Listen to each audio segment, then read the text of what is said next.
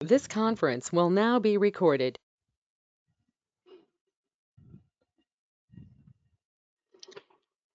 All right, so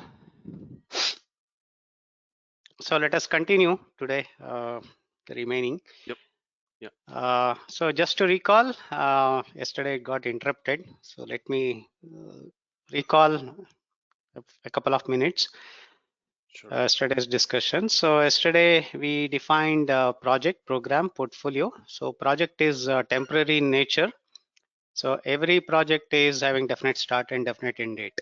So every project is unique. Every project is cross-functional. Every project is progressive elaboration. Every project will be having uncertainty. So whether you like it or not, these are the characteristics. So the output of the project will be the product, service, or the result. So the project manager will provide the requirements. So that is the main job of the project manager. Now, when we talk about the program management, so they'll be looking beyond that, which is nothing but the benefits. So wherever, whenever we are not able to achieve at an individual project level, by coordinating with multiple projects, if we are able to achieve something, then we are going to take those things at a program level. So portfolio, it is still above, that is a strategic business objective. So it will be having a group of projects program to achieve the vision, that is the strategic business objective.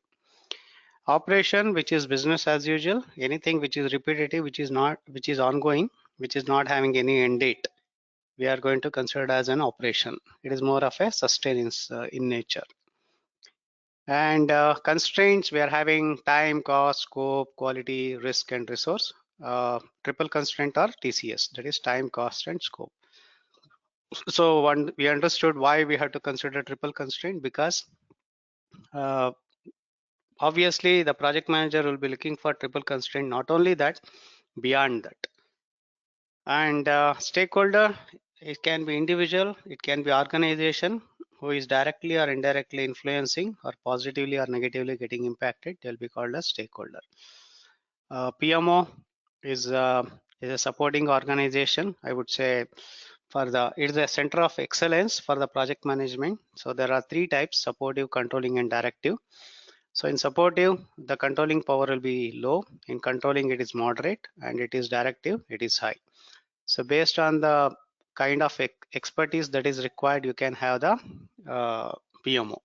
But the bottom line is that for every project, there should be a PMO. And so PMO is also a stakeholder. Then coming to the product life cycle, so it is going to remain same irrespective of the industry. So typically the cycle of a product is it will be incepted into the market, or the product will be introduced into the market. It will be having a growth, and after that it will become obsolete. One day it will die. So irrespective of the industry domain, the product life cycle is going to remain same. But the project life cycle will vary from project to project, organization to organization, industry to industry. So you have to define the project life cycle based on the need. And every stages of the project life cycle will be called as the phases. So these phases may be carried out one after the other, or it can be carried out in parallel. So it depends on the dependencies. So when we talk about the development approaches, as far as the project lifecycle is concerned, we are having predictive. So predictive is something where we know the upfront, the scope of the work. We should be able to define the timeline, cost. We should be able to, uh, you know, plan for everything in detail. So that is called predictive. And then we are having iterative. Iterative is we are going to develop something based on the feedback. We are going to improve the functionality or the feature or whatever we are going to develop. So that is called iterative. And incremental is something we are going to deliver the requirements or the features one after the other. So based on the priority of the customer. Adaptive agile, so it is iterative in nature once again, but iteration is very rapid in nature, in the sense at the end of 4 weeks, we should be able to deliver something or the other. So minimum of 2 weeks, maximum of 4 weeks. So under the agile so we should be flexible enough to adapt to the situation quickly. So that is why it is called adaptive. And then hybrid is basically it's a combination. So some of the phases you may be having predictive, some of the phases it can be adaptive. So that is why it is called hybrid. So typically it will be defined in the initiating of the project, and after that we are going to preset which development approach we are going to capture in the planning stage. So those are the fundamentals of the product lifecycle and the project lifecycle. And then coming back to the environment in which the project will operate. So we are having enterprise environmental factor, which is nothing but any factor which will influence your project where you don't have any control over it. So it can be internal or external. So for example, it can be a government organization, the rules and regulation, or it can be market condition, it can be competitor, it can be infrastructure of the organization, culture of the organization, then skill availability, financial capability of the organization. All those things will be called as enterprise environmental factor. Software tools, OPA, something which will already existing in the organization where you can leverage it. For example, templates, process, procedures. It can be data bank, metrics, historical data, lessons learned. All those things will be called as OPA. And the other factor which will influence is organization structure. So it is the reporting structure and the authority of the project manager that has been vested in the given environment. So based on that, we are having different organization structure. We are having functional. So functional is something where a domain expertise will be having a team and all the people will be reporting to only one manager, that is the functional manager. Then we are having project oriented. A team is formed based on the project's availability. All the people will be reporting to project manager, and the project manager will be full-time. Matrix is a combination of functional and project oriented. The people will be reporting to two managers. So based on the authority, it has been divided into strong matrix, weak matrix, and balanced matrix. In the case of strong matrix, the project manager will be full-time, and weak matrix, the project manager will be part-time, and he will be more of a coordinator. And balanced matrix, they can be sharing. So strong matrix, project oriented, the project manager will be always full-time. Okay. These are the points which we covered yesterday. Okay. So if you are having anything, let me know. Sure. Okay. Okay, so we are having other type of organization structure also. If you have read PMBOK 6th edition, which I will cover, we are having additional type like, one is the organic type. Organic type means it is like a startup, where people will work side by side. Okay, so it is like a startup. So there will be no reporting relationship, right? So people will be working on the projects, whatever that is required. Once again, the project manager will be part-time here. And other type of organization structure is we are having multi-divisional. Okay, if you look into the PMBOK, there is a table, so you can have a look into it. So multi-divisional is basically the functions are basically spread across cost centers, different cost centers. Okay, say for example, quality department or in different cost centers. Okay, say for example, quality is a department, quality is a function. It is spread across different cost center. For example, in India, one quality department, and then in other country, maybe other department, or it can be different vertical, or in a particular function, there can be multi-divisional also. For example, HR is a function. Under that, we can have a payroll is one function. Then recruitment can be one more function. It can be like, the L&D can be one more function like that. So that is a multi-divisional. So in the under every division, they are going to work on their own projects. Okay. So like a hierarchical type. So that is a multi-divisional. Once again, the project manager is a part-time here. And then we can have one more type that is called virtual. So virtual is basically, it is more of a networking. Okay, through networking, the project work will be get done. It is more of a, let's say, vendor management. Okay. Once again, the project manager will be part-time here, or it can be full-time also. It depends on the situation. And then it will be hybrid is there. Hybrid is a combination. For example, we are working in a virtual, but we are weak matrix, for example. Okay. So I'm managing a project by coordinating with different vendors, different stakeholders, but I am working in a weak matrix kind of environment, or maybe in a functional kind of environment. It can be any of the combinations. So that is called, uh, hybrid type. And the last type of organizational structure is PMO. So PMO we already covered. So if the PMO themselves will initiate a project, then that is a PMO type of organization. So here, once again, the project manager will be full-time. Okay. So we can say project oriented. I will make it as so here full-time, and PMO is full-time. Okay. So these are all the organizational structure, we can say. And I'll write like this so that you'll be able to, yeah, is that okay? So you can go back and have a look into PMBOK. There is a table, and beyond that, if you are having any questions, you can always let me know. So, but only thing is that we have to understand from the examination, we are working for the balance matrix. I mean, matrix that to balance matrix. That is what you have to assume. Okay. Right. Okay. Let me ask a question about this. You are a project manager. Your role is full time, and but you don't have the complete authority.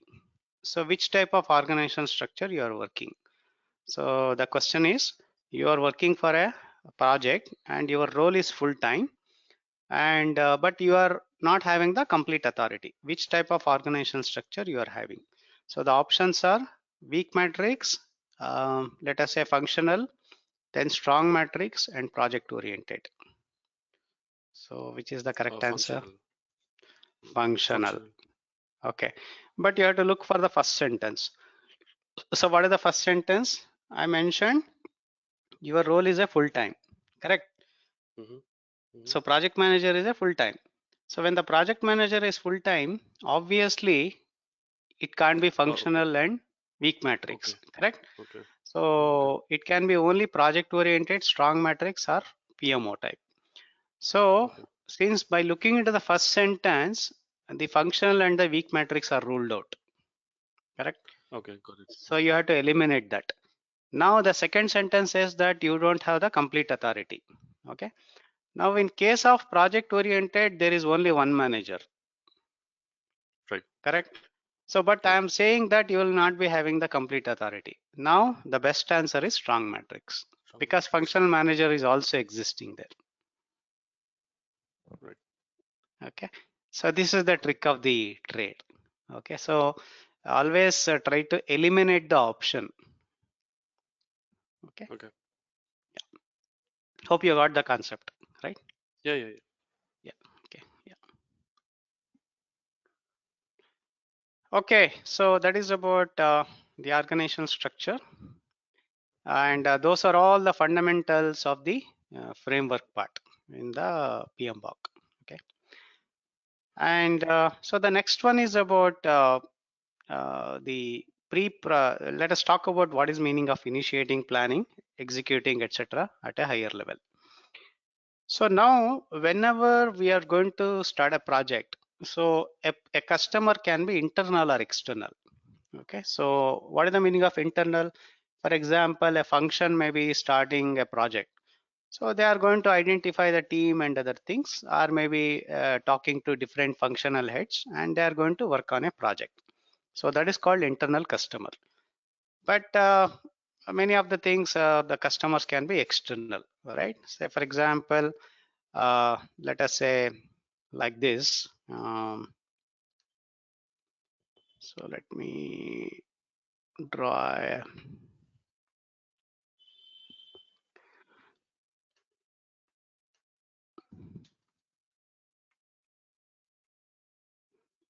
okay. So let us say it is something like this. For example, there is a customer and he want to carry out a project. He wanted to have a product, but he don't have the expertise. And let us say he's a customer and he don't have the expertise, or even if he is having the expertise to carry on a project, he don't have time or something like that. So what he is going to do is he is going to try to find out a vendor who is outside the organization, right? Let us say there are different vendors, potential vendors. Let us say there are 4 vendors who are available. Okay, let us say A, and then B, and then C, and D. Okay, so this customer will start interacting with these vendors. Okay, so how he is going to interact with a document called bid document. We'll call it as bid documents. So what are the bid documents? The first thing is called RFI. So what is the meaning of RFI? Request for information. So he is going to request for the information from all the potential vendors. So the information what he is requesting is basically it is the profile of this organization. Okay, so all the organizations they are going to provide the profile. So for example, what is the meaning of profile? What is their capability? What are the strengths of the organization? What are the financial capability? What are the technology they are doing? Who are their customers? Everything they are going to answer it. So that is called RFI. Okay. So let us say the customer did not like the profile of D. So he is going to take out this from the option. Now he is going to shortlist only ABC. Okay. Now the next document which he is going to send is called RFP, that is request for proposal. Okay, so he is going to say that this is the kind of project which you have to do. Can you give me the proposal how you are going to do that? So for example, what is the approach and what may be the timeline and what is the qualification of the project manager from your side? You are going to do it yourself or you are going to outsource this work? Some initial high level implementation or maybe the plan. So all of them ABC will reply to that RFP, that is request for proposal, and customer he is going to look into all these things, and let us say customer did not like the proposal of C, so he is going to take it out. Now he is left out with only organization A and B. Now he is going to send one more document, let us say that is called RFQ. So what is RFQ? Request for quotation.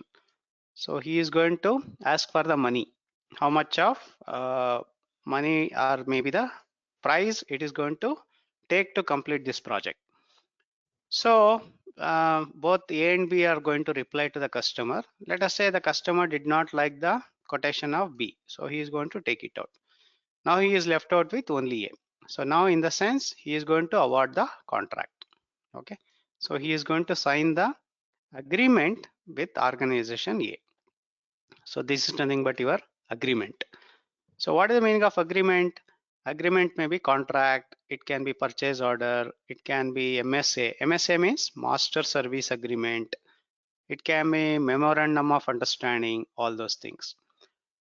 So these things, whatever I am talking about, these things will happen at the pre-project stage, that is before the initiating. Now in the organization A, there will be a person who will be participating in all these bidding processes. That role is called sponsor. That role is called sponsor. So sponsor means the one who is going to commit the funding or the authority he is going to commit for the project manager within the organization A. So that role is called sponsor. So who is the sponsor? It can be an individual person, it can be a senior management, they can be PMO also. So whoever they are going to initiate this project or who is going to participate in this bidding processes, they will be called as sponsor. Now when the sponsor is bidding for these project for with the customer, there will be a stakeholder within the organization. They'll be asking the question, why you are participating in this project, what is the use of this for the organization. They may be having hundreds of questions. So what he has to do is he has to answer all those questions, he has to give the justification. So for that he has to develop a business case. Okay, so let me take the screenshot of this. I will share this because I'm going to erase this.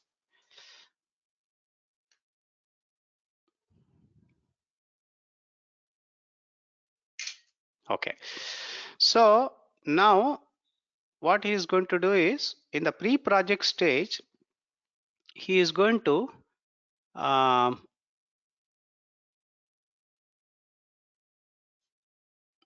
in the pre-project, the sponsor is going to develop a document. One is called the business documents. Okay, business documents. Under that there are two documents. One is called the business case. So what is the meaning of business case? Business case will talk about why we are doing this project. Okay, why we are doing this project and what we are going to deliver. And there is one more document which will be developed, that is called benefits management plan.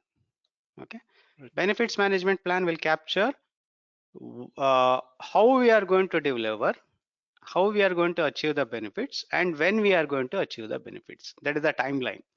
So business case will talk about why we are doing this project. Why means basically, for example, what is the cost benefit, or what is the value which we can create for the organization, what is the value which we can create to the customer, like that, and what we are going to achieve, maybe the benefit or maybe the revenue, whatever it is. Okay, so reason will be captured in the business case. A reason can be, for example, it can be to solve a problem, or to enhance the opportunity, or to meet the regulatory. These are the reason why. But what can be, for example, because of this we'll be able to achieve the revenue. It can be like, we should be able to get more business, we should be able to kill the competitor, like that. That may be the reason, or that may be the output whatever we are going to develop. Right. The benefits management plan will capture how and when, how we are going to achieve these benefits. It can be short term or long term. For example, we may acquire one more company and we are going to achieve this, or we may be partner with a vendor and we are going to achieve these benefits. When we are going to achieve this, maybe the time frame, maybe next 2 years, 3 years, 100% benefits may be achieved over a period of maybe 10 years also. Okay, so like that, all these points will be captured in the business documents, so that it will give the justification for rest of the stakeholders. Okay, and there is one more document which will be agreed. So that is the pre-project, which is nothing but the agreement. Okay, agreement can be, for example, as I said, it can be contract, it can be MSA. MSA means master service agreement. It can be undertaking, it can be LOA. LOA means letter of agreement. It can be LOI, letter of intent. It can be email, anything for that matter. So that is the definition of the agreement from the PMBOK perspective. So why we are using these different names are, if the customer is external, then we have to have the contract, correct? If the customer is internal, we need not to have a contract, we need not to have a legal document. Just an email or maybe understanding, undertaking maybe should be fine. Okay, so from that perspective, the different convention will be used. Yeah, so these are the documents which will be developed as part of the pre-project stage. And when we are in the pre-project stage, we may be participating in or maybe having the option of going for different project selection. Okay, so under the project selection, we are having different costing parameters like NPV, internal rate of return, payback period, all those things. I'm going to cover that as a next topic. Okay. So, and of course, that is called cost benefit analysis. It has to be carried out throughout the project.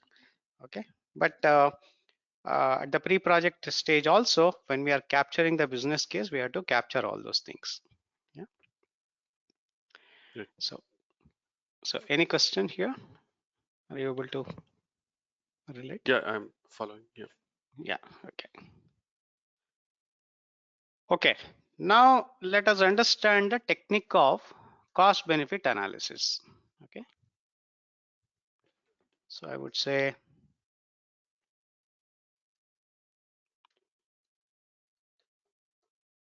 cost benefit analysis, I'll call it a CBA. So typically we are going to select a project based on a number of reasons. Okay, so it can be a project can be initiated because of a return on investment, or it can be to create a value for the society, or maybe to the customer or to the organization. So it can be tangible or intangible when we say benefits, or it can be value. It need not be, all the projects need not be taken for the commercial reason. So without the commercial reason also we can take up a project. That is not a mandate. Okay, so that is a fundamental. So but when it comes to the cost, so there are different parameters which you have to consider whether it is worth to go for this project or not. So what are the different costing parameters? One is called the, we will say NPV. Okay, NPV means net present value. Okay, let me write this way: net present value. Okay, so that is NPV. And then we are having internal rate of return. We'll say IRR. And then return on investment, we can say ROI. And then we are having benefit cost ratio. So I'll say BCR. Of course, in the examination, they will not ask any acronyms. Don't worry. Okay. Yeah. And then payback period. It is also called as break-even point. Correct. Okay. So I will say payback period. So for these things, the first four things, you should be always going for the higher value. Okay. For these things, you should be always going for the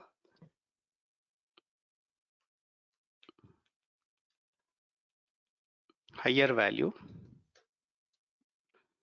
Whereas for this one, you have to go for the lower value. In the sense, whenever you are going to basically, you are going to compare the project. Okay. Now let us understand one by one how it will be calculated. So what is the meaning of net present value? Net present value is basically, it is the sum of all the present values minus the investment. Okay, sum of all the present values minus the investment. Now before this, let us understand what is the meaning of present value. So present value of a project is nothing but what is the revenue which I am going to generate over a period of time, considering the market condition, the inflation, the discounted cash flow, the period, etc., etc. Okay, say for example, you are having a product, maybe you are having a let us say maybe as simple as mobile phone, or maybe some product, or maybe some project. Now you have to understand, you have to estimate what is the value of this project today. So how you are going to estimate that what is the value of this project today, which is nothing but it is based on the future revenue which you are going to generate. Okay, maybe 1 year, 2 years, 3 years down the line. Of course, whatever the revenue you are going to generate, it will not be same as the same exact number. For example, in the next 1 year, you are going to generate a project revenue, maybe let us say $1,000, for example. So in the first year, you are going to generate a revenue of $1,000, but the $1,000 will not be same. Today value will be $1,000, but 1 year down the line, the $1,000 will not be same, correct? Because of the inflation. Now we have to understand what is that inflation. That inflation may be expressed in terms of the percentage. Okay. So how to calculate that? So using a formula, PV is equal to PV is present value. Okay, present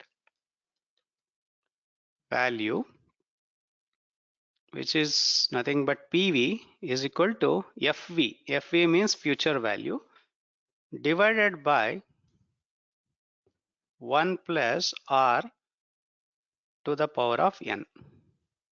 Okay.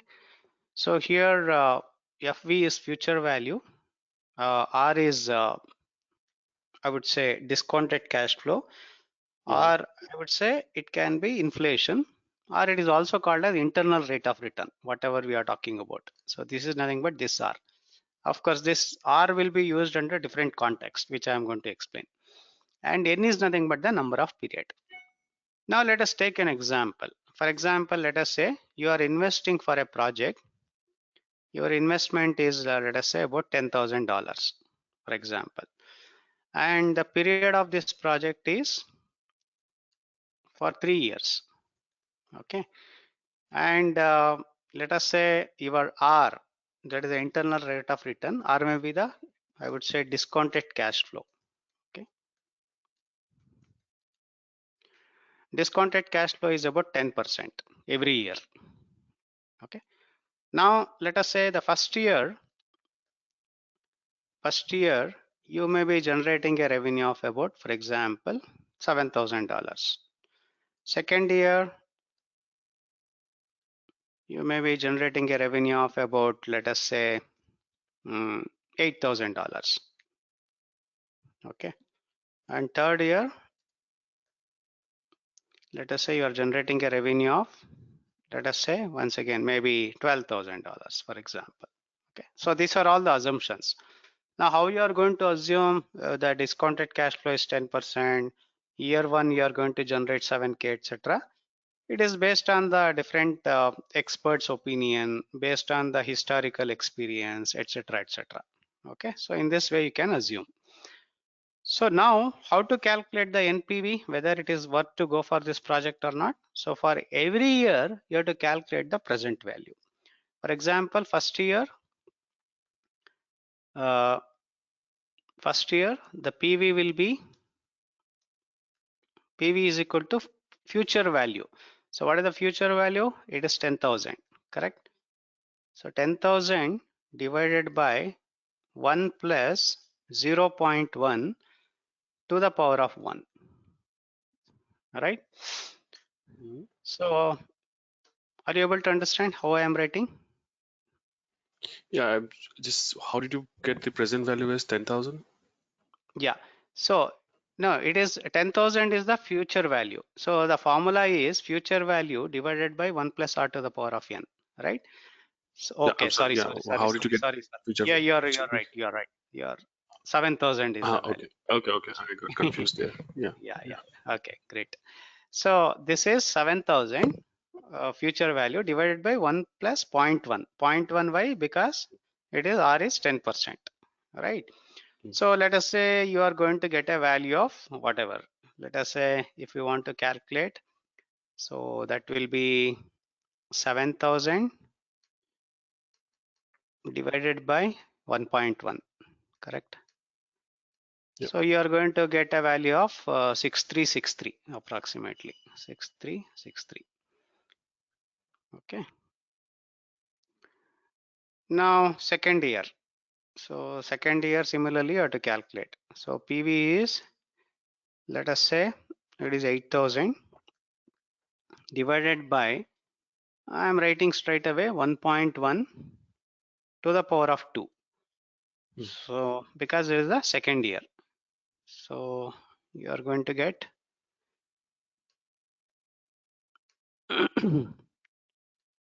8,000 divided by 1.1 divided by 1.1. So you are going to get 6611. Okay. And the third year, so PV is 12,000 divided by 1.1 to the power of 3. Correct? Yeah. So you are going to get 12 divided by,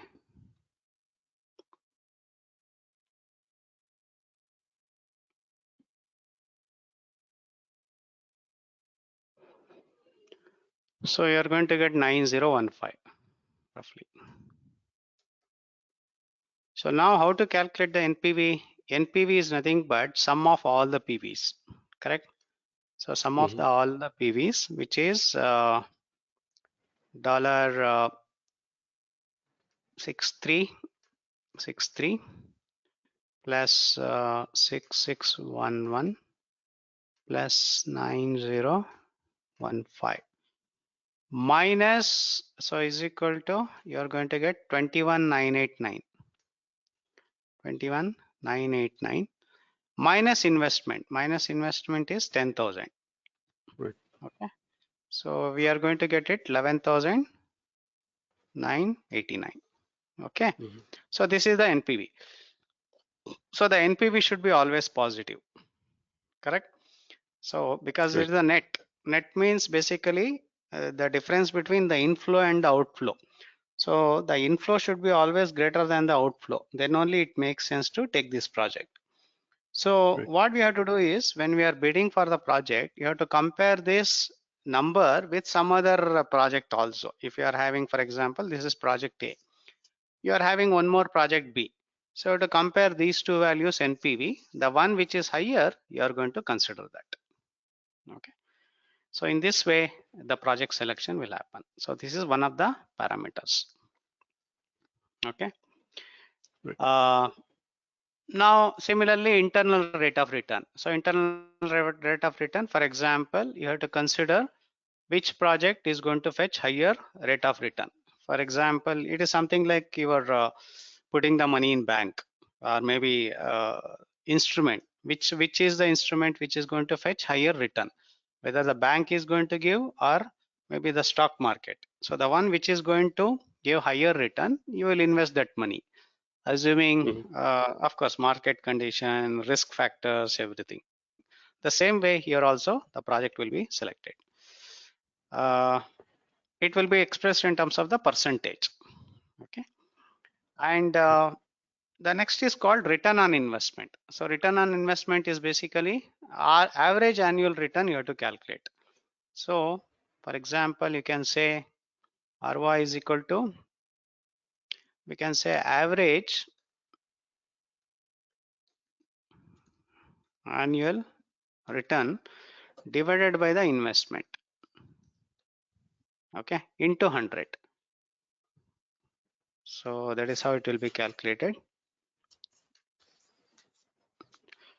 For example, your average annual return is, considering all those things, it is like considering the same example. So so it is like 27,000, right? So 27,000 divided by 3 and divided by 10,000. So if you consider the above example, right? So into 100. So I think you are going to get it as 90%. Yeah. Correct. So 90% is the ROI. So what you have to do is, you have to compare with one more project maybe. So 90% is good or not, or you will be having benchmark based on that which project you have to go for.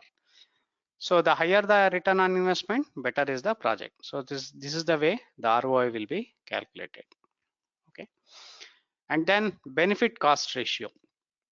So benefit cost ratio is basically benefit divided by cost. That is the investment. So benefit is 27,000 divided by 10,000. So you are going to get it as 2.7. So it should be ideally should be always greater than 1. So higher the benefit, better is the project. So in this way you can calculate this. So payback period is the basically how quickly you can recover.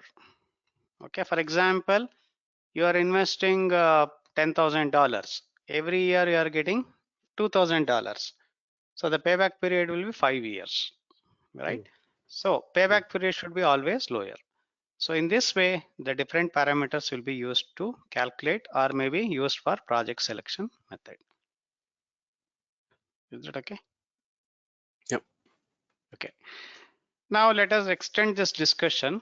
Now let us talk from the examination point of view. How the questions may come. Of course, they are not asking very frequently, but there is a possibility to get one question maybe. Okay. How the questions can come. For example, they will give the projects like A and B. Then they are going to give a table, NPV, IRR, ROI, etc. So based on NPV, which project you are going to select, or based on ROI, which project you are going to select. So they are going to ask with respect to only one parameters. They are not going to ask with respect to multiple parameters. Don't worry. Okay. Right. That is one way of asking the question. The other way of asking the question, like simple calculation, whatever I mentioned. Okay.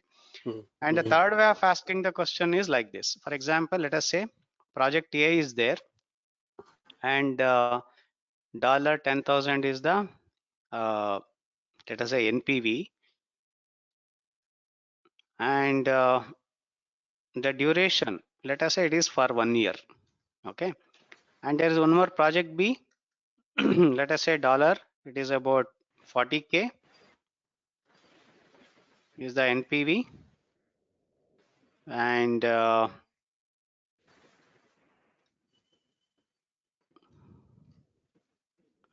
let us say this project is for 6 years.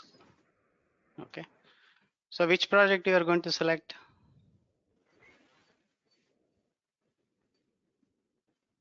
Which project you are going to select based on NPV? A. A. Okay, why A? Because the payback period is lesser. Okay. No. So basically the question is that they have given these two projects with the numbers, and they are asking the question based on the NPV which project you are going to select. So don't go for the year calculation and other thing. Don't assume that for 1 year 10,000. So always go for the higher value. Okay, because when they are calculating the NPV, the years and other things are already considered. Okay, so please go for the answer B.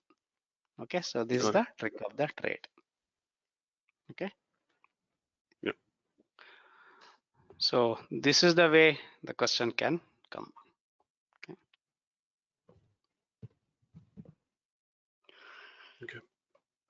Okay, so whatever we covered, they are all part of the pre-project stage. And typically this calculation will be done throughout the project, in the sense when we are going to initiate during the project charter stages also, it will be calculated just to ensure that we are going in a right direction. And also during the monitoring and controlling, also during the planning stage also. So just to ensure that whether we want to continue the project or not. For example, it will be used in the change management. If you look into the process integrated change control process, one of the techniques is called CBA, that is cost benefit analysis. So there we have to consider whether still we are worth to continue this project or not. We have to calculate the NPV and other things. So if we feel that I think is not worth to go for this project, we may terminate the project there also. Okay. So that is why this technique will be used throughout the project. Okay. Okay, now let us move on to the next part, which is the initiating. So in the initiating, we are going to develop a important document called project charter, correct?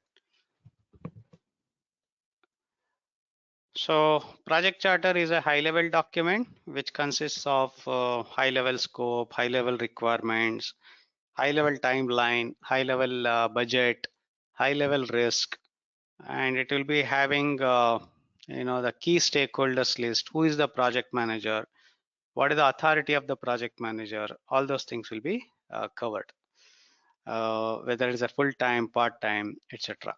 So what is the use of the project charter? So basically project charter will give it will authorize the project manager, okay, to carry the show, and also it will be giving the commitment for resource or maybe the fund to the project manager, okay. And based on this, he will be able to develop the project planning and other things. So that is why the project charter is a mandate document, okay. So who is going to create the project charter?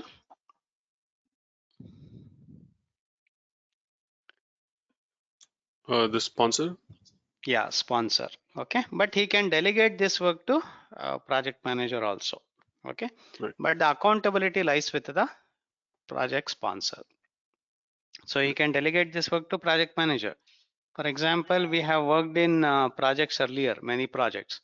So you are the sponsor, I am the project manager. You can delegate this to me. But tomorrow, if there is any problem in the project charter, you should not be blaming me. You should be taking the accountability of that. Okay. So that is one of the important consideration. Okay. So once the project charter is developed, so project charter, based on the project charter, you may get some questions, at least 2-3 questions. Please understand the concept. Of course, anyway, I'm going to discuss that with this one once again when we are starting to the knowledge areas. So what are the tools and techniques? Everything I'm going to cover in detail. Okay, but for the time being, I'm addressing what is the meaning of initiating, what is the meaning of planning, executing, like this. Okay, these are the high levels which I'm answering. Okay. Now coming to the initiating, we are going to develop the project charter. The other thing which we are going to do is identify the stakeholder. Okay, so we are going to identify stakeholder. So the output of this one is basically stakeholder register, right? So when we are doing this identification of the stakeholder, we have to understand which stakeholder is having high power, high interest, and also we have to understand what are their, the influence, what are their urgency, everything we have to understand. So for that, we have to do an important analysis that is called stakeholder analysis. Okay. So how to do the stakeholder analysis? We have to go for, you know about that power versus the interest? Yes. Yeah. We have done that. You have done that. Okay. So we have to look for power versus the interest. High power, high interest. So how it looks like, for example, this is the power and this is the interest. So we can divide this one into 4 things. So high power, high interest, you can go for, you have to manage them very closely, correct? Manage the stakeholders very closely. And if you are having high power, high interest stakeholder, less interest stakeholders, you have to satisfy them. And then high interest, less power, you have to inform them. all right, inform. And then less power, less interest, you have to monitor them, correct? Hmm. So in this way, we have to do the stakeholder analysis. So when we are going to do this, we are going to understand how much of involvement and how much of what are the strategies which has to be adopted to engage the stakeholders throughout the project. Of course, we are having one more matrix which you have to create, that is called stakeholder engagement matrix, which I am going to cover later, which will be having resistant, neutral, then we are having uh,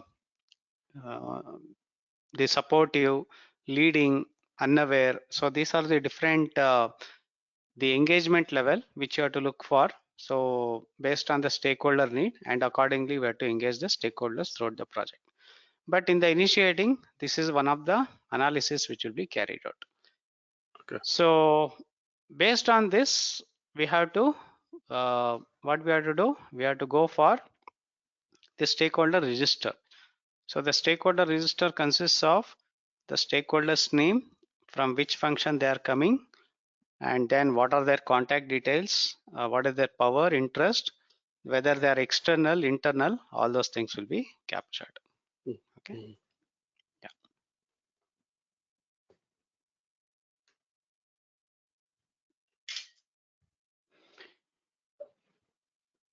So the output of the initiating are, one is the project charter, the other one is the stakeholder register. So stakeholder register is a running document. You will be keep on updating that, correct, throughout the project. Yeah. Okay, because at the start of every phases of the project, we have to identify the stakeholder. And also there can be change in the stakeholders. Some stakeholders may be coming, they will be moving out of the project, and their power may change, their interest may change. So from that perspective, we'll be keep on doing this exercise. Right. So this is about the initiating part.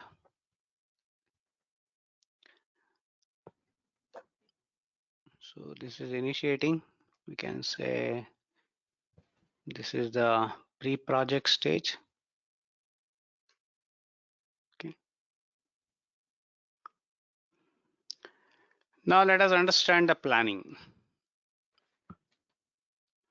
So in the planning, what we have to do, we have to capture the development approaches. We have to capture the project life cycle, and also we have to capture the management reviews. So let me write that. So we have to capture, for example, the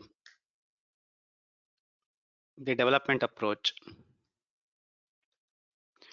Development approach means whether we are going for a predictive, agile, iterative, incremental, whatever that is required. And then we have to define the project life cycle. Okay. For example, what are the phases of the project? And we have to define the management review. Okay, what is the meaning of management reviews? For example, you have to mention what is the frequency of the reviews with the management, what are their need, everything, maybe at a higher level. And then we have to capture what are the tools and techniques we have to use, how all the areas plans will be carried out. Okay, for example, how to collect the requirements, how to define the schedule, and how to calculate the cost, and what are the roles and responsibility of the team members, how the communication should happen, what are the quality standards which you have to follow, what are the risk management frameworks, how it should be done, how the stakeholders has to be engaged, how the procurement related activities has to be carried out. So everything has to be known. So all these things along with the stakeholders, we have to develop the detailed plan. So which will call it as project management plan. Okay. Right. So when we are doing the project management plan, we are going to cover the different subsidiary plans. Okay. So what are the subsidiary plans? It will be having one is the change management plan. Okay. And then we are going to have configuration management plan.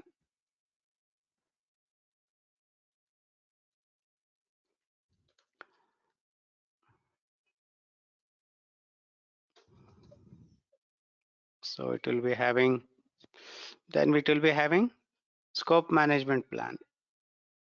You can say requirements first,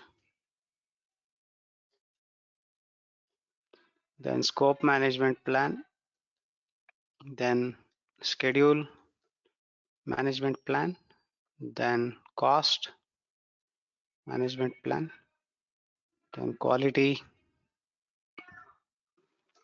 then resource, then communications,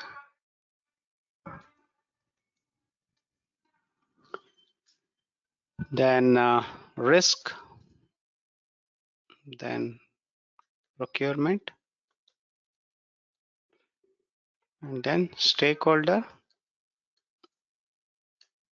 Okay, it is engagement plan.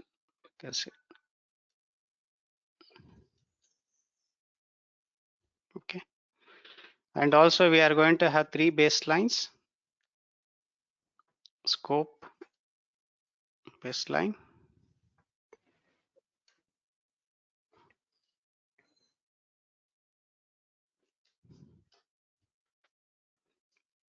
then schedule baseline, cost baseline. Okay, so these are all the plans which you have to have it. Okay, so this is basically part of the project management plan. Okay, so the project management plan consists of all those components, right?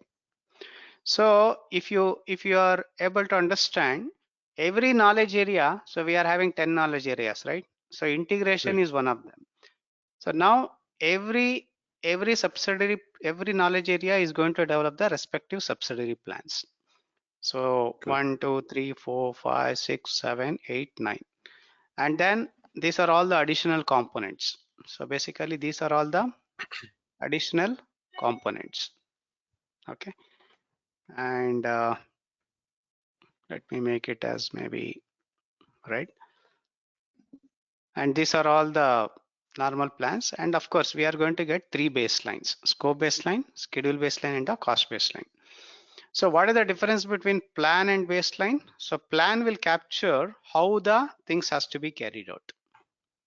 Okay, for example, it will capture, let us say, for example, which are the tools and techniques has to be used for the development of the schedule, how to track it, what is the frequency of communication, how the roles and responsibility will be defined. Those are all part of the plan.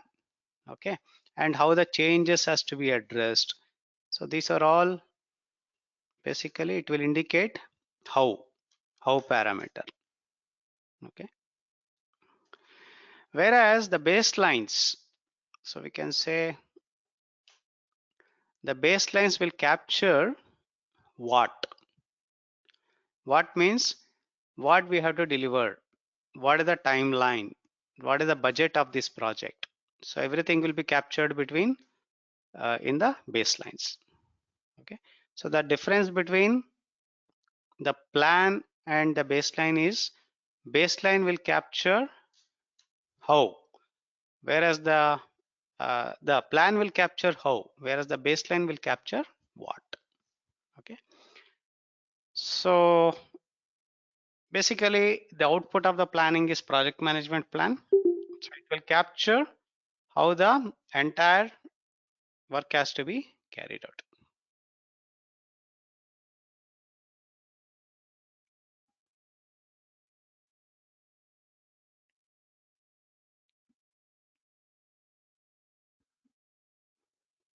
Can you hear me, sir?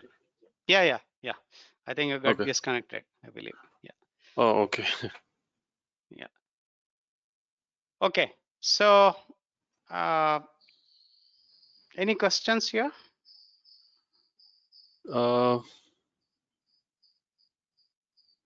So we okay. So I this I mean I understand this project management plan Huh. and the baseline. So I think we interrupted where I lost connectivity where Okay, okay, okay. we're explaining where, how and which, I mean, Okay, yeah, yeah. That is the main thing. That's it. So the difference between the plan and the baseline is that, so the plan will capture how, for example, how the communication should happen, what is the frequency of communication, and what is the format you have to use it, like that. Similarly, for example, schedule plan will give you which tool I have to use for capturing the data, and yeah, what is the tracking, what is the Gantt chart, everything. correct. Similarly, resource management plan will give you how the resources will be acquired, how they will be developed, what are the team building activity, how the roles and responsibility will be defined, like that. Whereas the baseline will capture what, in the sense, for example, what we have to deliver, what we should not be delivering, that is part of the scope. What is the timeline of the project, that is the schedule. For example, the Mm, project has to be completed in 1 year, maybe with some tolerance, maybe plus or minus 10%, whatever it is. So that will be captured in the baseline. Similarly, budget, whether it should be X number of dollars plus or minus some percentage, like that. Okay. okay. Now the baseline, all the three baselines, are they subject to change? Correct, correct. So, so that is why we are having one of the things called change management plan. So change Right, management plan, anyway, I'm going to address this one in detail with a process called integrated change control process. So in the change right, right. management plan, we are going to capture how the changes has to be addressed. So who are the CCB members? And so as you rightly said, if any of the changes will happen, any component of the entire plan, not only the baseline, even Mm, the how the way we are carrying the project. If you want to do any changes, then you have to go for a changes. It has to be yes, subjected to the changes. Okay, because this is the approved version of the. I mean, it is like a approved version. It has to be approved yeah, by the stakeholders. Okay. right.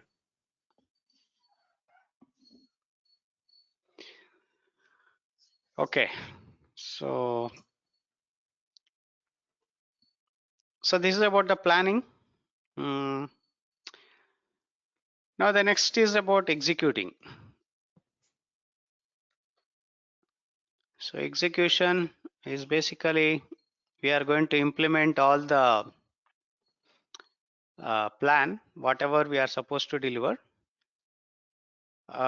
So the output of the execution is basically deliverables. Okay. Output of the execution is deliverables. So what is the meaning of deliverables? It can be a final product. It can be a report. It can be a drawing. It can be interim deliverable. It can be a software code, or it can be part of the machinery. So whatever we are going to get typically as a tangible output, so that is called deliverable. Okay. So in the execution, some of the activities are we are going to implement the quality practices, and we are going to ensure that the process is being carried out appropriately through quality auditing. We are going to acquire the team. We are going to develop the team, providing training or maybe team building activity, and also we are addressing the issues with respect to the team members and also the stakeholders. And also we are going to do the communication, and from the procurement angle we are going to select the sellers and award the contract. So these are the different and we are going to implement the risk responses whatever you have planned. For example, you might have taken the response as maybe mitigation, so you are going to implement that. So in this way, Mm, the different activities will be carried out. So it is execution is nothing but directing and managing and directing and leading the team to get the implementation happening. So that is nothing but your execution. Okay. So the output of the execution is called deliverable.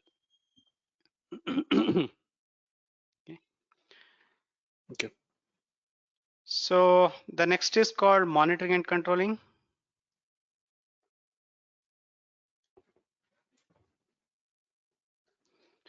So here we are going to check all the deliverables are as per the expectation or not. If everything is okay, we are going to get the output as accepted deliverable. Accepted deliverables. So for example, in the monitoring and controlling, we are going to do the inspection of the deliverables. We are going to review the document. We may be reviewing the drawing. Yeah, drawing is also a deliverable, correct? So everything is okay or not. Yep. So on the positive note, if everything is okay, we are going to get it as accepted deliverable. If not okay as per the plan, then we are going to go for a change request. So this change request, it should be addressed through your change management plan, CCB and other things. Okay. So Yeah. change request or the change management is also part of the monitoring and controlling. That is addressed through a process called integrated change control process. Okay.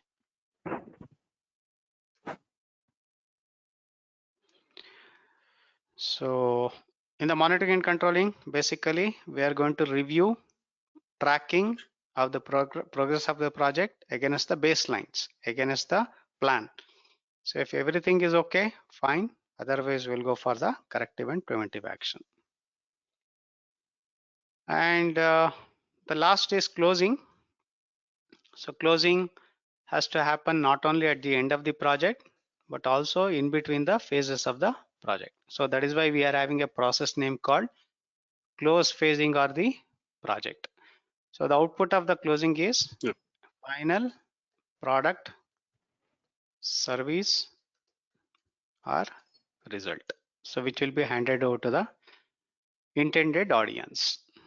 Okay. And also we are going to carry the lessons learned documentation, archival of the documents, customer satisfaction survey, final report generation, all those things will happen. So that is about the closing. So now the important point which you have to understand from the examination point of view is, so basically in the now let us analyze the different percentage of questions. See, in the initiating, we are having 13% of the questions. So 13% is equal to 26 questions, and the number of processes are only 2. Right. So number of processes are only 2. Okay. Similarly, if you look into the planning, the percentage of the questions are 24, and the number of questions are 48. Okay. And the number of processes are 24 processes. Okay. And in the execution, this is the highest. So we are having 31% questions. So that is 62 questions. And then we are having only 10 processes. Monitoring and controlling, 25% questions. That is 50 questions. And then number of processes are 12. And closing is very interesting, 7%, 14 questions, only 1 process. So what is the meaning of this? The magic numbers are here, initiating and closing. So 13%, 26 questions plus 14 questions. So that will constitute 40 questions. But number of processes are only 3, correct? So if you understand these three processes completely, you will be able to take care of 40 questions. Which is initiation and closing. Closing. Okay. Okay. And execution also. Only 10 processes are there, but the number of questions are 62.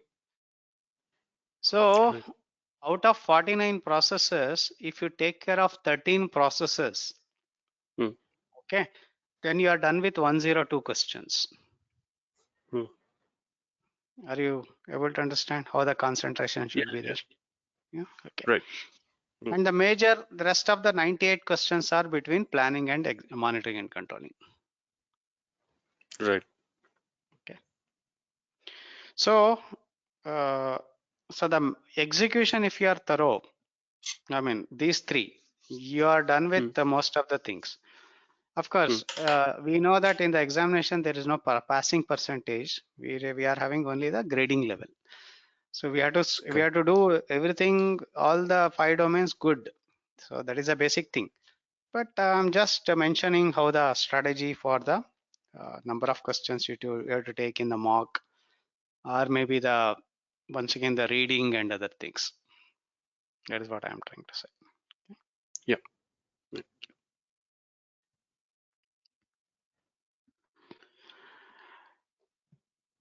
Okay, so that is about the high level, whatever we are having, the domains.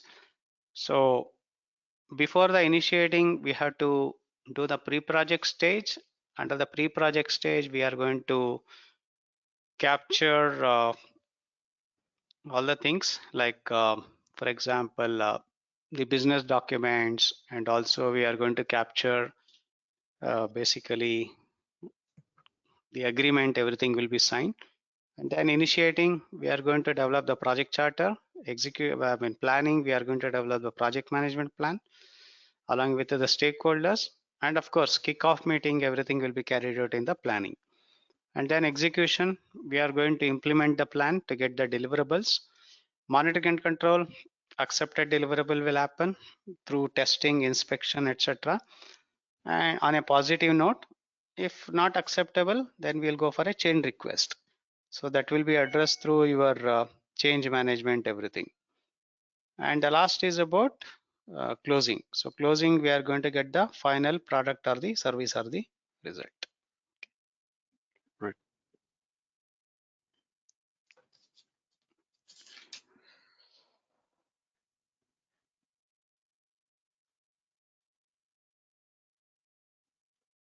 Okay, so the next thing is about, so let us start with the knowledge area wise. So before that, any questions? So it regards to the preparation, I mean, most of them suggest to follow the Rita, Correct. Rita Mulcahy book preparation. So, is it? So I have studied some of Rita and some of the PM book. So obviously both approaches are little. I mean, concepts are same, but approaches are different. So is it okay if we follow only the Rita? Yeah. It is. It should be okay. It should be okay. Okay. Yeah. Okay. Of course, in the Rita book, they might have not mentioned some of the tools and techniques, correct? So what you can do is you can have a look into the list of inputs, output tools and techniques from the PMBOK, and whatever the tools and techniques which are not mentioned in the Rita Mulcahy, you can refer to the PMBOK, those tools and techniques. Okay. Because there is a gap there. Rita book has not explained all the tools and techniques. So in this way, you can go for the preparation. Okay. Okay.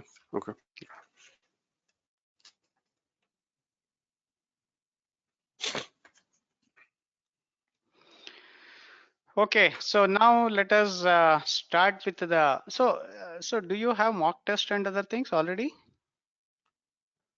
I have from my previous institute. Those this one. Okay. Cool. Okay.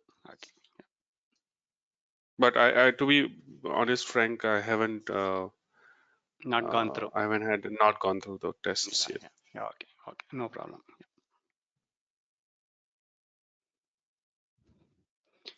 Okay. So now let us start with the integration. Okay. So there is a lesson called role of the project manager, which I will explain during the resource management lesson. Okay. So because when we want to manage the resource, obviously the project manager has to understand the roles also, interpersonal skills and other things, which I'm going to cover there. Okay. Okay, now let us talk about integration. So integration is the first knowledge area, correct? So in the integration, we are going to basically, it is a high level work that will be carried out in the beginning of the project. So the project manager has to integrate all the components or whatever the outputs which we are getting from the rest of the knowledge areas. For example, we are going to get all the subsidiary plans. We are going to understand the baselines. Everything will be integrated through planning. And also it is like a balancing act, all right? So for example, in between the project manager may be facing some of the challenges. Some resources may be going out. Some stakeholders will be asking for new requirements. And also there can be the planning was bad. We may be getting a lot of defects. So the project manager has to balance all these things and he has to go for an appropriate action. So that is nothing but the integration. So a project manager should be a good integrator. So that is one of the important point. And even though he is aware of the individual aspect, he may be good in schedule, he may be good in risk management, but at the end of the day, if we don't know how to balance it under the given situation, how to handle a project to a successful manner, then obviously there is no use of that. So that topic will be taken care by the integration management. So, and also the integration knowledge area, he can't delegate it to any of the rest of the people or maybe the specialist. For example, the rest of the knowledge areas, the project manager can delegate the work. For example, to develop a schedule, he can delegate this work to a schedule specialist, maybe Correct. budget to a budget specialist. But integration has to be taken care by only by the project manager. Of course, along with the team. It's not that I'm going to sit in isolation. I'm going to work on that. It is not like that. But he has to be working with the team, but accountability lies with him. Now coming to the processes, we are having 7 processes. Okay. And okay, so 7 processes, let me list out. So one is the develop project charter. And then we are having develop project management plan, and then direct and manage project work, and then manage project knowledge, and then we are having monitor and control project work, then perform integrated change control, then we are having close project or phase. So these are the 7 processes which we are having. Okay. 7 processes. Okay.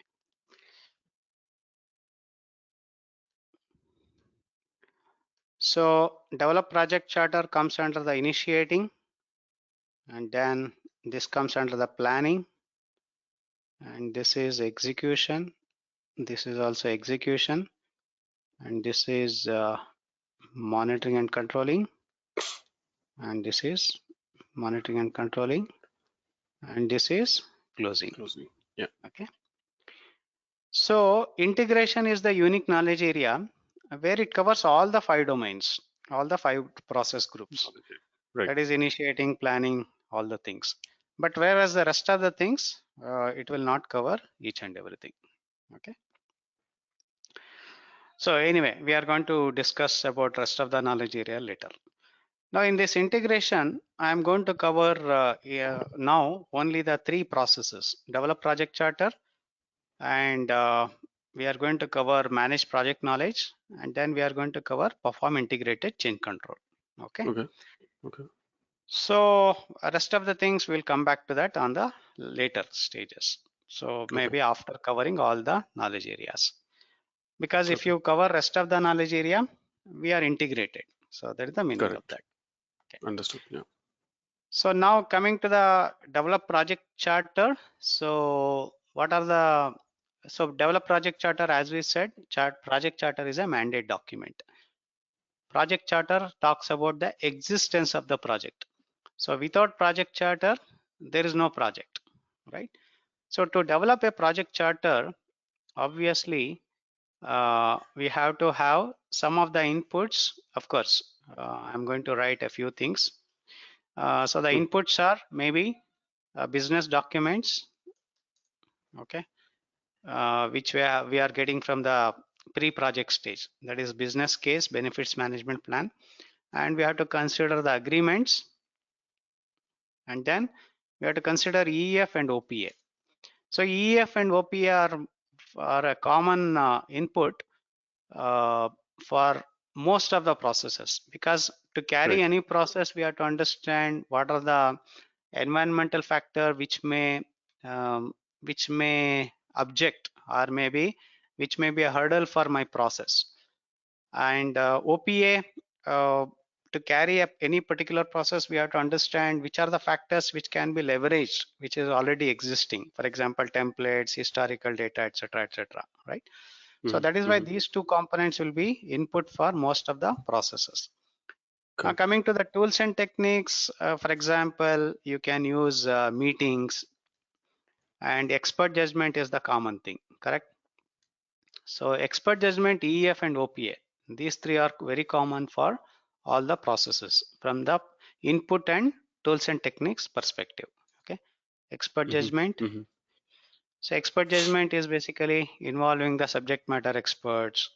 It can be referring to the historical data, etc. And then you can use the other technique like facilitation, right? And then you can, these are all interpersonal skill, right? And then meetings, you have to do the meeting management, everything. So involve all the stakeholders and get the opinion, brainstorming, everything you can do. And the output will be project charter. Okay, project charter. And the other output is assumption log. Okay, so project charter, we know what are the components, and assumption log. What is the meaning of assumption log? Basically, what is the meaning of assumption? Assumption means something which may be true or which may be real. So for example, we will assume that the resources will be available on time. The vendor may deliver all the goods and services on time. These are all nothing but assumptions. And if these assumptions goes wrong, then that can be a risk in the project. Perfect. Okay. So this assumption log will become input for most of the processes, particularly identify risk and other things. If you go back and check it, it is there. Okay. So constraint also, similarly, what are the limitation at this point of time? So everything you have to capture at a higher level. So as we move on, we should be able to define or maybe act upon the situation during the planning and other things. All right. So these are some of the inputs, output, tools, and techniques as far as the project charter is concerned. Okay. Yeah. So the project manager will be involved here deeply, and because it is part of the initiating, in the initiating, the project manager is already identified. So he is going to work on all these things. Okay. Right. Okay.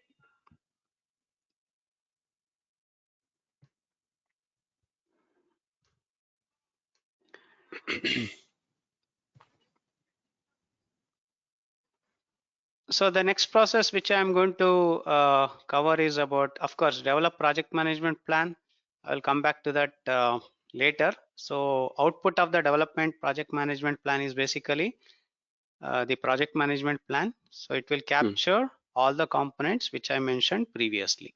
all the subsidiary plans, how the entire project has to be carried out right from the beginning till the end, what are the phases, what are the development approach, what are the baselines, everything will be captured. Okay. And then direct and manage project work. It is basically leading and directing the team to get the deliverables as per the plan. So some of the inputs are project management plan. Then you will be having project documents, approved chain request you have to consider.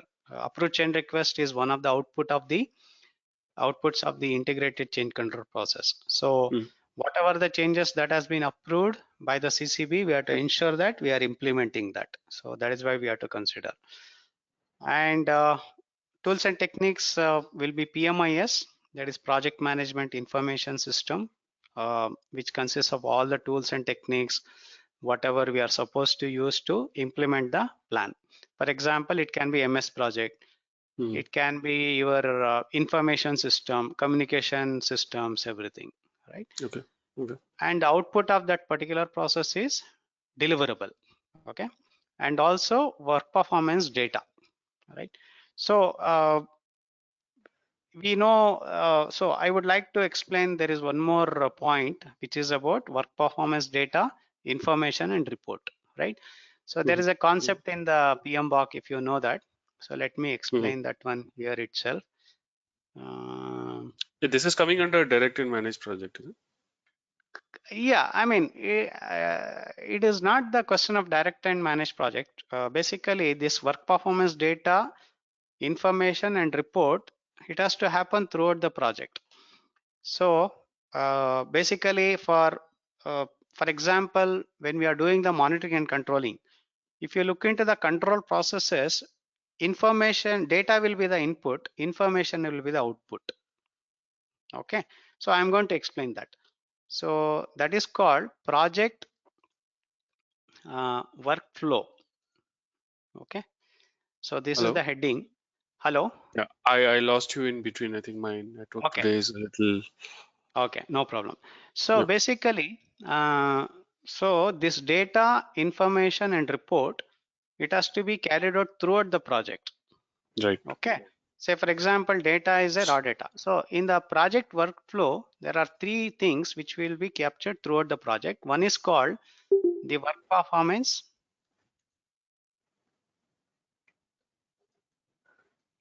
Work performance data.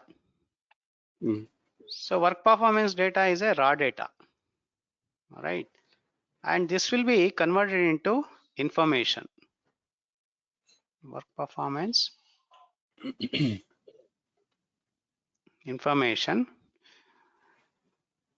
So it is like you know, the analyzed data, or we can say processed data. Okay, and then work performance information. Sorry, work performance reports. So reports will be like your dashboard, for example. Okay, electronic dashboard. So these three things will be keep on updated throughout the project. For example, you are carrying a project. So in between the project, you are going to measure the progress of the project. Let us say you are supposed to complete 50% of the work as on day, but we have completed only 40% of the work. That is nothing but the data. Okay. So now what is the information? So information is basically we are behind by 10%. That is the variance. So that will be your information. And based on that, you are going to convert it as a report. For example, report will say my project is not doing good. We are behind the schedule. You can show that your coloring, right? Like we are going to say traffic lights, red, yellow, green, whatever it is. So we can say the project is in red condition because of the schedule we are behind. So like that you can indicate. So now all these three information or all these 3 points will be captured throughout the project. So data will be captured. So coming back to the direct and project work. So how it will work is direct and project work process. So here the data will be the output. Okay, why the data will be the output? Because we are measuring the data. Okay, so one of the outputs is deliverables and the other outputs is called work performance data, and this data will be processed to get the information, and that information will become the input for monitoring and control project work. Right. Okay, and that information, based on the information, we are going to do the further analysis, all the analysis like earned value management analysis, variance analysis, which I am going to cover when we are addressing the cost management. So all Yeah. those analysis will be carried out to get the report, work performance report, and that report will be useful for distribution to the stakeholders using the communication, or maybe while addressing the change management, or while monitoring the risk and other things. So in this way, those three components, that is the work performance data, information and reports, will be useful. Okay. Mm. So as and when we are going to look into individual processes, we'll be able to relate to that.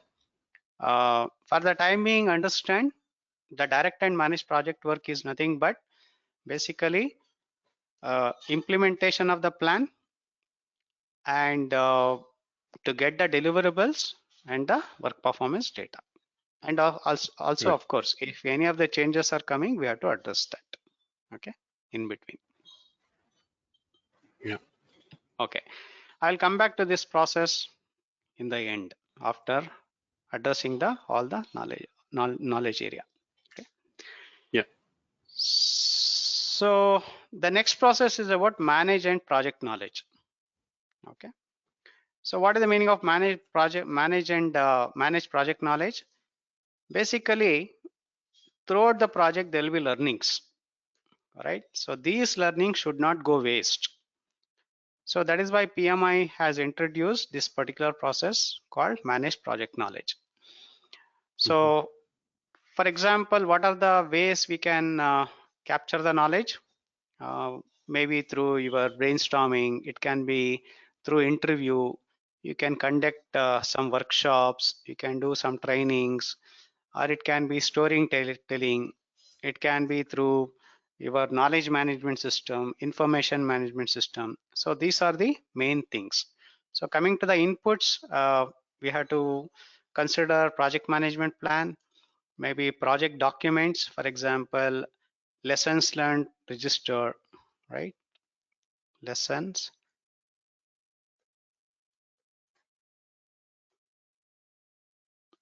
You can consider lessons learned register, and you can consider EEF and OPA, all those things. Okay. Now, why we have to consider the lessons learned register? Because this is an ongoing process. It will be carried out throughout the project. Maybe from the previous phases, you might have captured some of the lessons, so that can be useful for further enhancement for the current phase, like that, right? So that is why we have to consider that.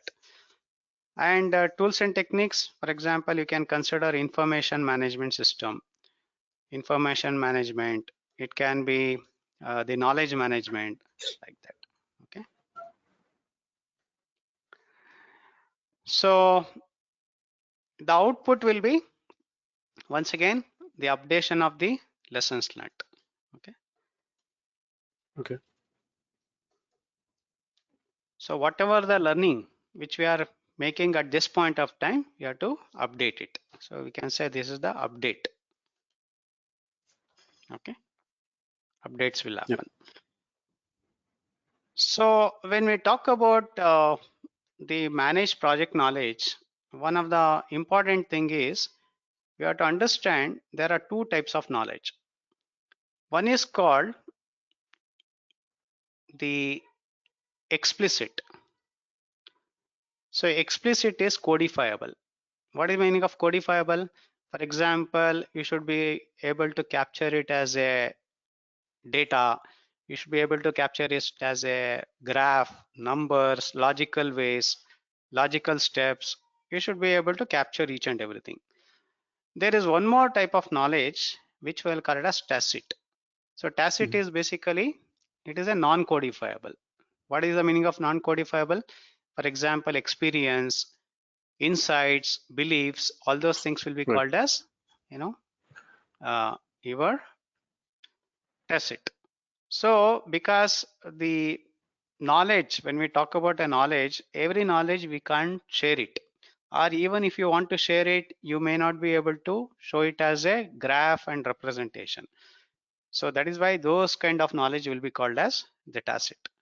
So as a project manager, what we have to do, we have to catch hold of the stakeholders using different techniques. Somehow we should be able to capture all the things.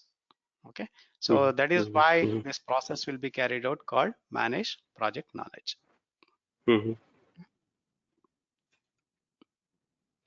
Okay. Any questions? No. Is it okay? Yep. So the next is one question. Sorry. Yeah, so the various ITTOs, input tools and techniques, it is.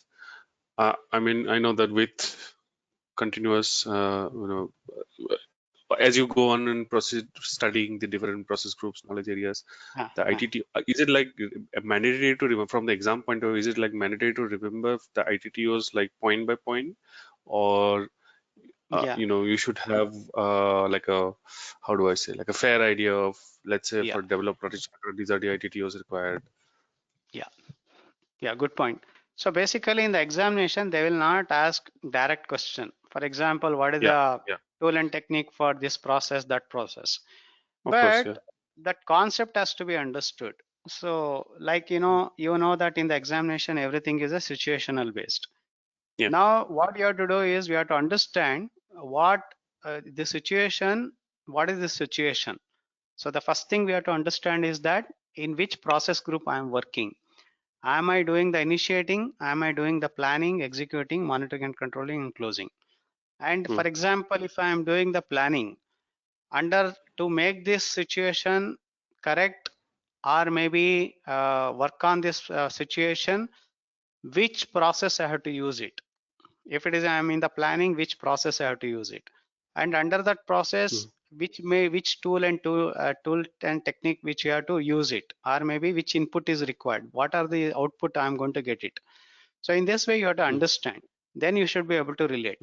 So when you look into the options, you'll be able to see whether are they referring to any particular situation or maybe the tools and techniques, right? So in this way you have to answer it. So my advice is that please don't memorize. It will not work out. Don't spend your energy on memorizing. Understand the tools and techniques, inputs and outputs.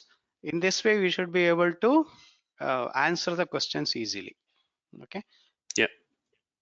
Because as I said, they will not ask the input output tools and techniques. Yeah, directly. Maybe here and there, 1 or 2 questions may be there, but that is not the way to crack the examination. Yeah.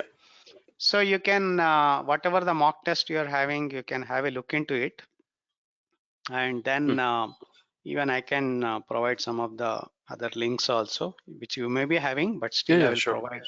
I will provide it. So then you should be.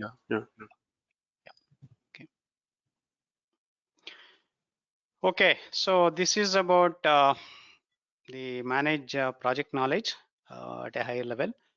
And the next process is about monitoring and control project work. So it has to be carried out throughout the project.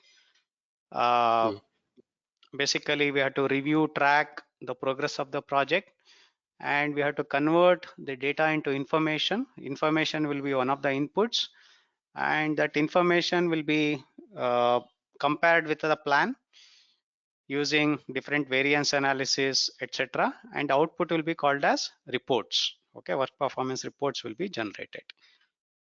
So that is about and also recommending for corrective and preventive actions. That is through chain request. So chain request is also one of the outputs of the monitoring and control project work. Anyway, we'll come back to that once again on the last session. And then closing, okay, perform integrated chain control. This is one of the important process. In the examination, typically you will get a few questions. Typically you will get 4 or 5 questions. That is what we have come across. So in a perform integrated chain control is nothing but the basically the change management. Okay, so I think this is the last topic which I'm going to address today. Yeah. So let me write this.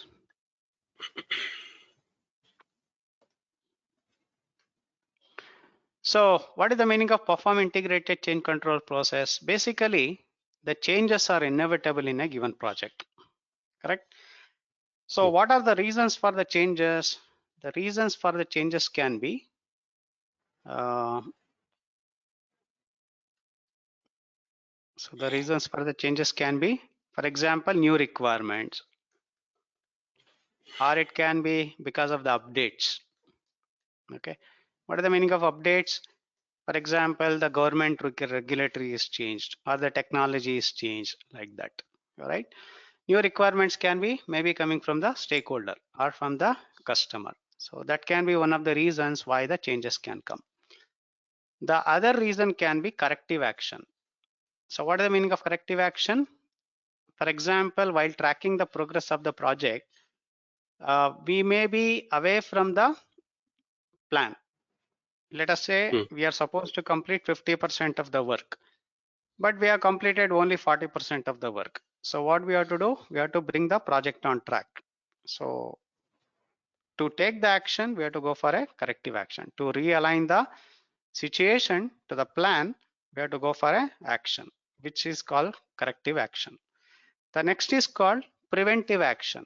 So preventive action is, as of now, we may be fine, but in the future, we may not be able to complete the project as per the expectation. All right. So to prevent the damages, future damages, so we have to go for an action. So that is called preventive action. For example, we are supposed to complete 50% of the work, but we have completed only 40% of the work, or maybe we have completed 50% of the work, but in the future we may be feeling that we may not be able to complete the project on track. We may be able to find out the uncertainty or the risk. So because of that, we may have to go for a action. And the last reason can be because of the defect repair or maybe the rework, which may calls for additional timeline, additional money, which may be deviating from the baseline. So these are the 4 reasons or any one of the reasons why the changes will come in the project. So whenever the changes will come in the project, so the first thing is basically we have to analyze from all the angles, particularly come from the constraints of the project. Say for example, if the customer is asking for a new requirement, so what we have to do? We have to analyze from all the constraints of the project. One is, let us say, is asking for the new requirement. Then we have to address the scope. What is the deviation from the scope, and how much of additional timeline, how much of additional cost may be required, and how much of additional resources, and also what are the skill level that is required. And then we have to think about what are the uncertainty that may happen in the project, what are the quality parameters that may be getting affected or what we have to improve. So in this way, we have to evaluate from all the constraints of the project. Okay, evaluate all the constraints. Okay, and then we have to look for the options. Okay, so what is the meaning of options? Say for example, let us talk about anyway new requirement. Definitely it will go for additional time, additional money, etc. Because we have already agreed with the customer about this much. Obviously it will go for an additional cost and additional timeline. But let us talk about the other reasons. Let us say there is a defect here. So defect for the deliverables when we are executing. So what we have to do? We have to correct it. Now to make the correction, we may require additional timeline. But this additional timeline may be incorporated maybe through working through some activities in parallel, which we'll call it as fast tracking, or any additional any resources who are not completely utilized as per the plan. Can we deploy those resources to take the action? So in this way, you have to go for the options. Okay. And once you are done with this evaluation of all the constraints, or maybe the options which we got it, then we will come to know maybe we require additional timeline, money, etc. And we have to get the approval for that. So for that, we have to go for a meeting with the CCB. So that is Change Control Board. Okay. Board. Yeah. So we'll call it as maybe CCB. So CCB members will be typically as the sponsor will be there, project manager will be there, and any other stakeholders you can call them. For example, you can call the customer also if required. For example, let us say the customer is asking for a new requirement. Obviously, the customer also has to be included. Or if these changes are impacting my vendor component, please involve the vendor. Or we may require some human resources, then you may have to go for functional managers, right? So the point is that whoever may be required for this particular changes, it may be getting affected or who can give the opinions. So please involve them in the CCB. So the CCB is going to evaluate from all the angles, particularly from the business angle. So that is why we are having one of the techniques called cost benefit analysis. Okay. So the cost benefit which we covered like NPV, IRR, etc. So they are going to consider everything. We are going to once again re-evaluate, and the decision can be approved or rejected, correct? Or maybe deferred also. Okay. Or it can be deferred also. So whatever the outcome of this particular meeting, so what you have to do is you have to capture in the change log. So change log is one of the outputs of the integrated change control process. So the change log consists of, for example, if it is rejected, why it is rejected, is it rejected outright or for the time being like this? Okay. If it is approved, what we have to do? You have to update the plans, correct? You have to update the plans, project management. yeah, and also documents, etc. Okay. So when we are doing all these things, we have to consider one of the important plan, that is the configuration management plan, correct? So what is the meaning of configuration management plan? Basically, we have to go for the version control and other things. Is that okay? Okay. Yeah. And then we have to implement and close it. Okay. So in this way, the entire integrated change control process will be carried out. Okay. Okay, so I'm going to write the inputs, outputs. So just give me a minute. I will come back in 2 minutes. Yeah. Yeah, sure. Is that No okay? problem, sir. Yeah.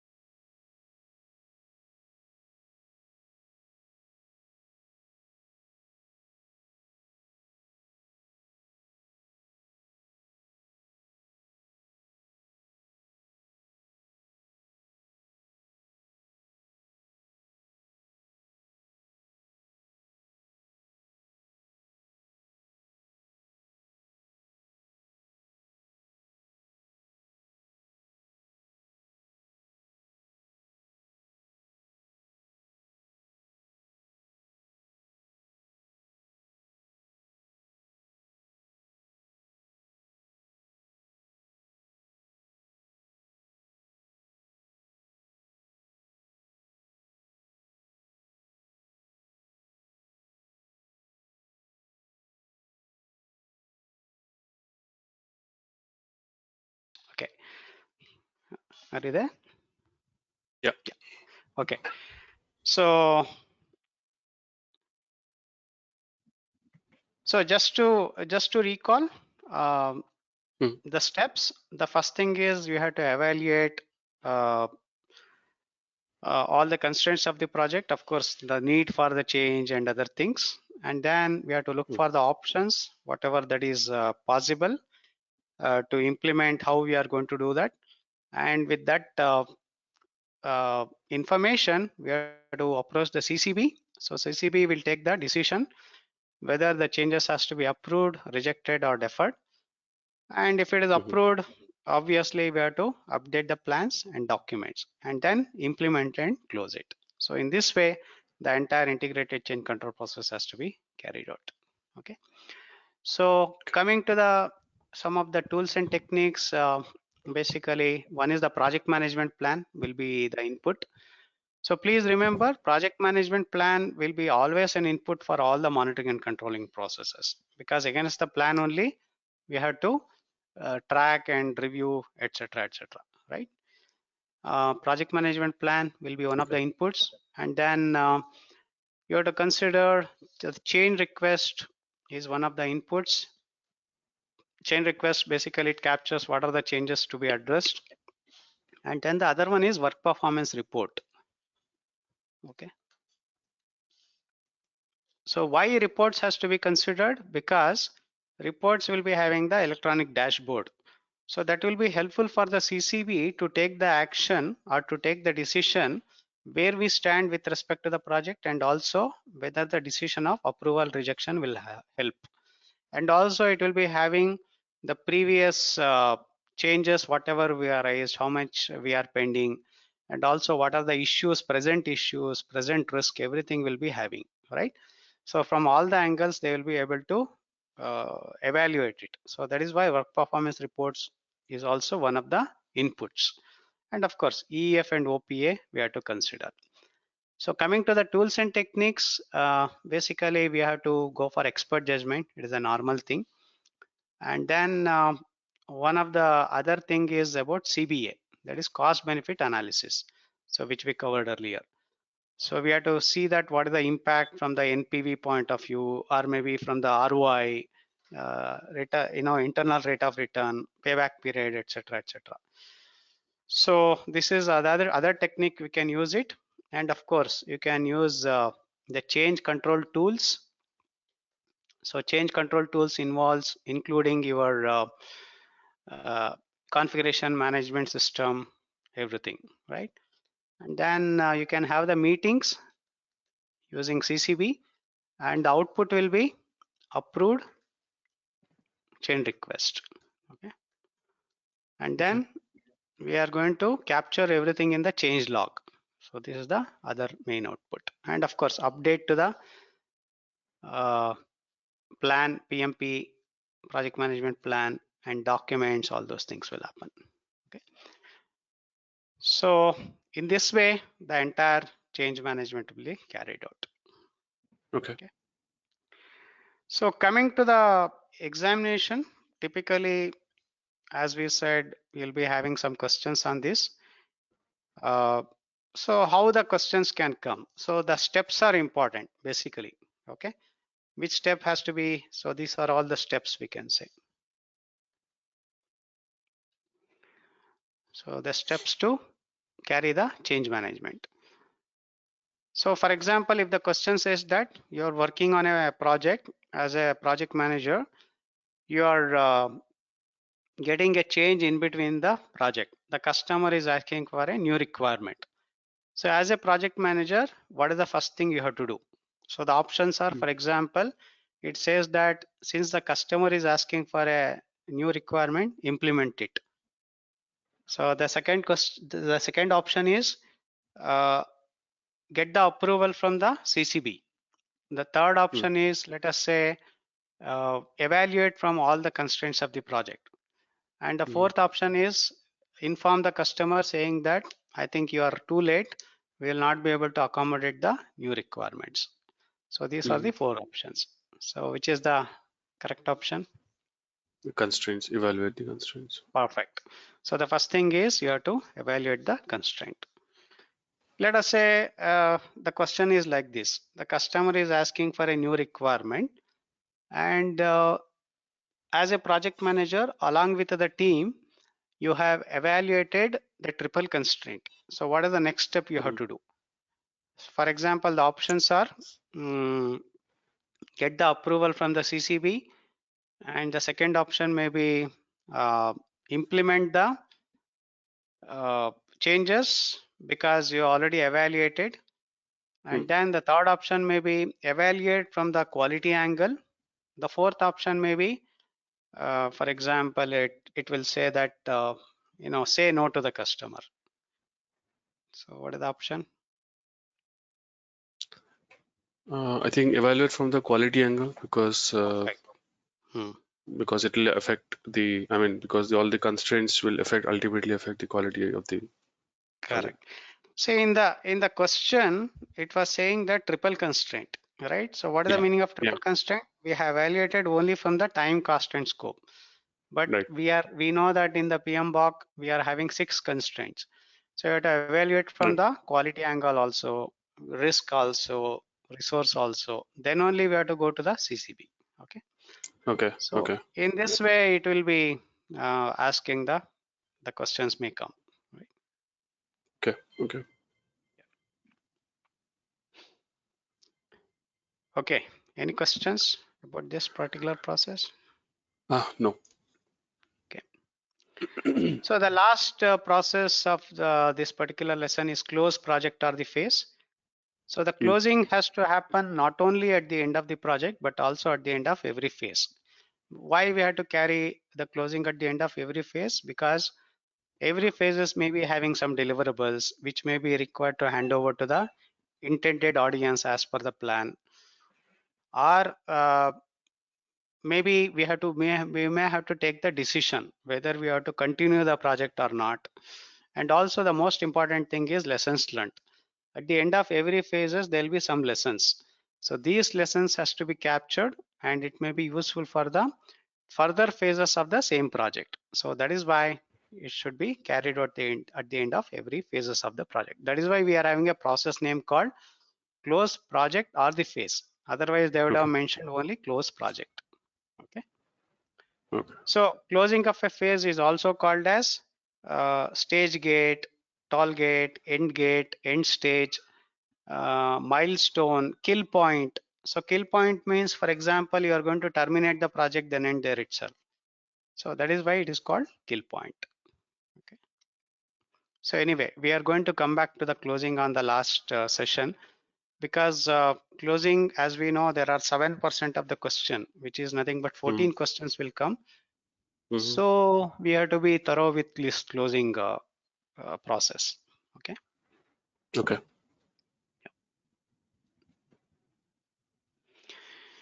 Okay. So I think these are the topics as of today. I think in the next session we can take up maybe scope management, and then probably we'll address a few things from the schedule management. Okay. Okay. All right. All right. So any questions as of now? No, sir. Thank you. Okay. All right. So we can conclude. I think. Yes, sir. Sorry. Go ahead. So yeah, I mean, that is what. So we can conclude today's session. So that is what I can say. Yeah, sure. So I think next sessions you have sent me email for